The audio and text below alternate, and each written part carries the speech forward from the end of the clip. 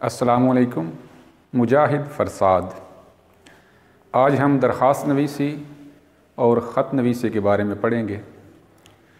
ये वो दो सवाल हैं जो प्राइमरी हिस्से से शुरू होते हैं, लेकिन इसके बावजूद तलबा व तालिबात इनमें गलतियाँ करते हैं।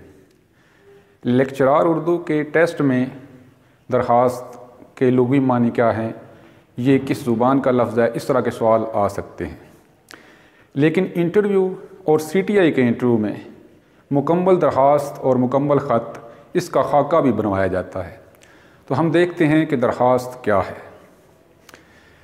दरख्वास्त फ़ारसी ज़ुबान का लफ्ज़ है जिसके लुग़वी मानी हैं गुजारिश या ख्वाहिश। अगर इसके इस्तिलाही मानी देखें तो कोई इनफरादी या इज्तिमाई मसला तहरीरी तौर पर किसी अफसर के पास पहुंचाना दरख्वास्त कहलाता है।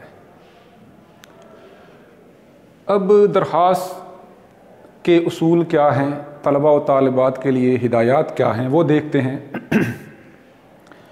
कि ये जो पहली लाइन है इसे तर्ज़ तखातुब कहते हैं, यानी इब्तदा कैसे करनी है। बखिदमत जनाब प्रिंसिपल। अब यहाँ तक देखते हैं कि कौन सी गलतियाँ की जाती हैं। आम तौर पर बखिदमत जनाब प्रिंसिपल साहब, यानी जनाब भी लिख दिया जाता है और साहिब भी लिख दिया जाता है।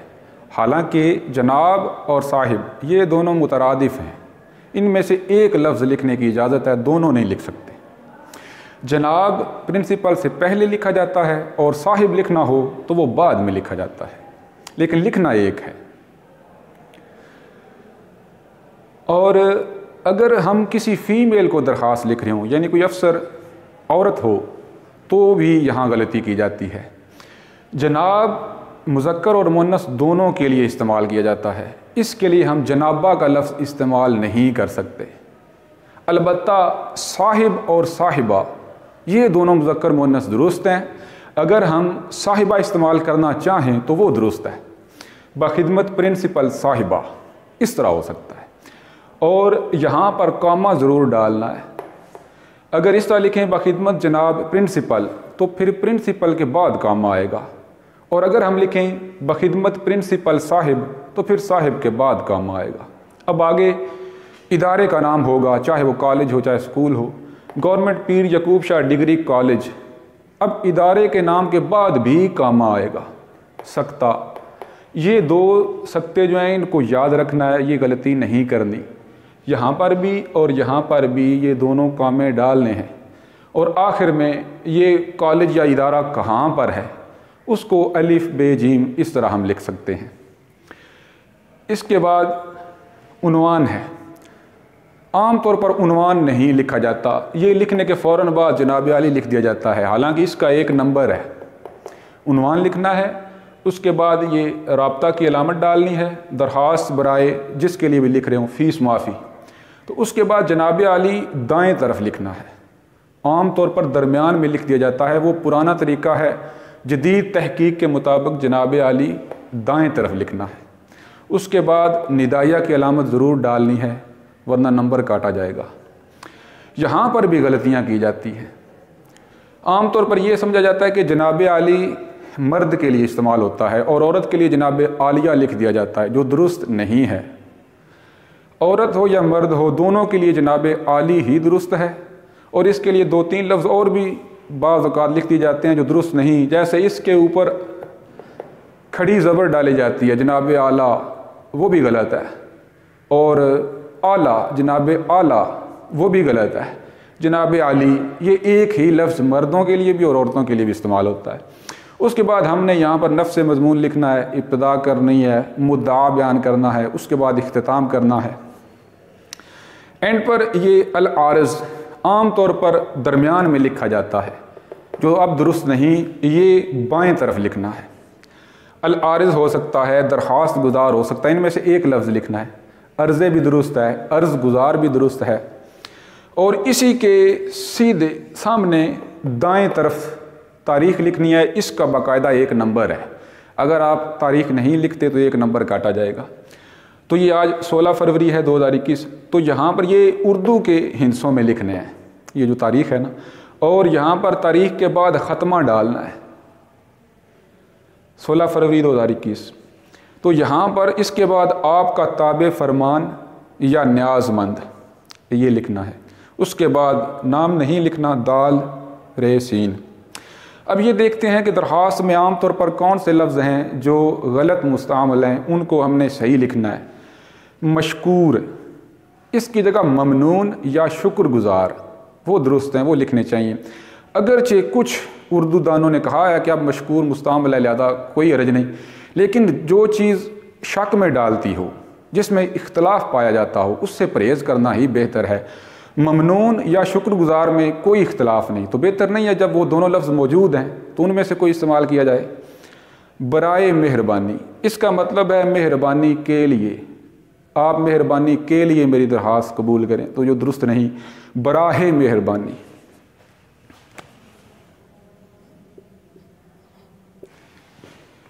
یہ درست ہے، براہ مہربانی، اس کا مطلب ہوگا مہربانی کر کے۔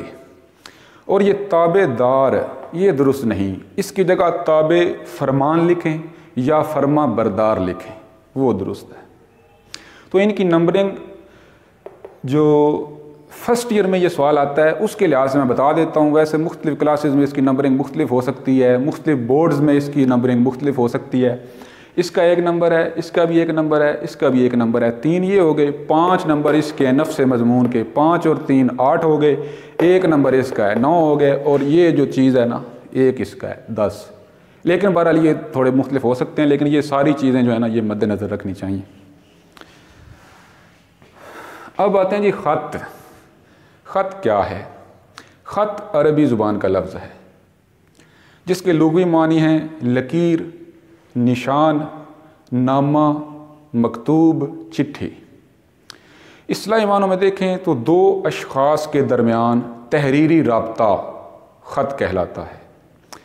مرزا غالب نے خط کو نصف ملاقات کہا ہے، یعنی خط آدھی ملاقات کے برابر ہے۔ تو خط کے اجزاء، خط کے 5 اجزاء ہیں: پیشانی، القاب، آداب، نفس مضمون اور خاتمہ۔ اب ہم دیکھتے ہیں کہ سب سے پہلے ہم نے خط میں کیا چیز لکھنی ہے۔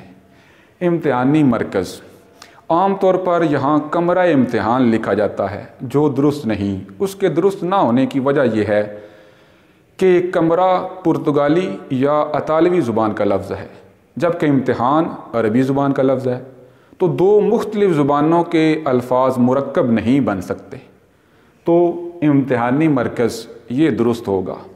اس کے بعد ہم نے یہاں تاریخ لکھنی ہے۔ درخواست میں ہم نے تقریباً اینڈ پر جو ہے وہ تاریخ لکھی اور وہ وہاں پر لکھتے ہیں، لیکن اس کے شروع میں لکھتے ہیں، خط کے شروع میں۔ اس کے بعد ہم نے آداب، پیارے ابا جان، اگر ابا جان کو خط لکھ رہے ہیں تو یہاں پر اس حساب سے جو ہے وہ القاب آئیں گے۔ اس کے بعد آداب، آداب میں السلام علیکم، تو یہ مسلمانوں کے لیے ہے۔ اب سوال یہ پیدا ہوتا ہے غیر مسلم ہو، اسے خط لکھ رہے ہوں تو پھر کیا لکھنا چاہیے؟ تو اس کے لیے آداب یا تسلیم یہ الفاظ استعمال کرنے چاہیے، اور یہاں پر بھی ندائیہ علامت لگانی ہے، یہاں پر بھی لگانی ہے۔ اس کے بعد یہاں پر نفس مضمون آئے گا جس کا ابتدائیہ ہوگا، مدعا ہوگا اور اختتام۔ اختتام ہم نے کیسے کرنا ہے؟ والسلام لکھنا ہے، اور اگر بیٹا لکھ رہا ہے تو آپ کا پیارا بیٹا، اور آخر میں یہ الفاظ دال رے سین۔ اب اس کی بھی نمبرنگ ہے، یہ 12ویں جماعت میں یہ سوال ہے، درخواست والا 11ویں میں ہے اور یہ 12ویں میں ہے۔ تو اس کی نمبرنگ کس طرح ہے؟ یہ پیشانی جو ہے اس کا بھی 1 نمبر ہے، اس کا بھی 1 نمبر ہے، اس کا آدھا نمبر ہے، اس کا بھی آدھا نمبر ہے، اس کے 6 نمبر ہیں۔ تو یہ 1 2 یہ ملا کر 3 3 اور 6 9، اور اس سارے کا 1 نمبر ہے۔ تو یوں یہ 10 نمبر پورے ہوتے ہیں۔ بہت شکریہ۔